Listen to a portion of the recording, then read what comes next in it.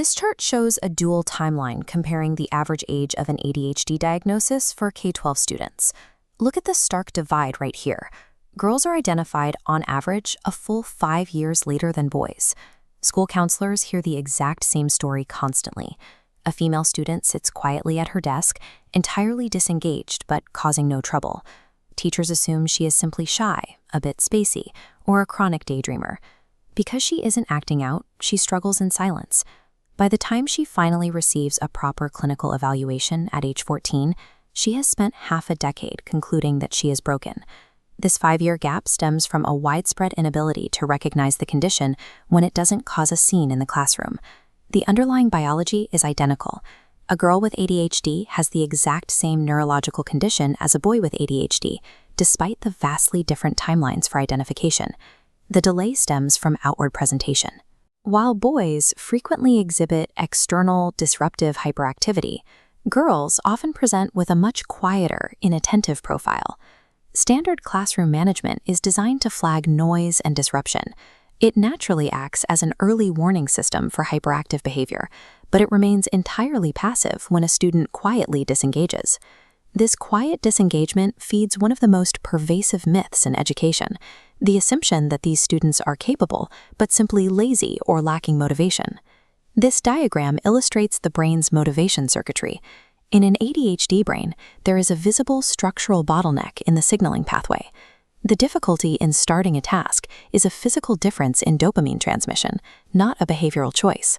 When K-12 systems misunderstand this neuroscience, they inadvertently punish biological differences as moral failures. They specifically penalize girls for suffering quietly. This area chart tracks ADHD traits over a typical lifespan. Notice this large, unbroken block extending to the right. 60% of childhood cases persist into adulthood, requiring ongoing management. Medication functions as a baseline for cognitive regulation, stabilizing the student enough to focus on the lesson rather than the effort of remaining still. The impact of denying that early support extends far beyond individual psychology. It ripples outward into the operational realities that school boards track every quarter. This chart plots the age of diagnosis against academic outcomes. As the timeline pushes deeper into high school, the probability of graduation drops sharply. These outcomes generate cascading disciplinary referrals and require expensive behavioral health interventions later in a student's career. Failing to identify these quiet cases early places a predictable burden on high school resources, leading to higher costs and more complex intervention needs down the road. Because the symptoms are inherently quiet, schools have to adopt a proactive model. Waiting for a student to become a disruptive problem before initiating support is a failing strategy. Asking school staff to execute universal clinical screening across thousands of students is operationally unrealistic for most districts.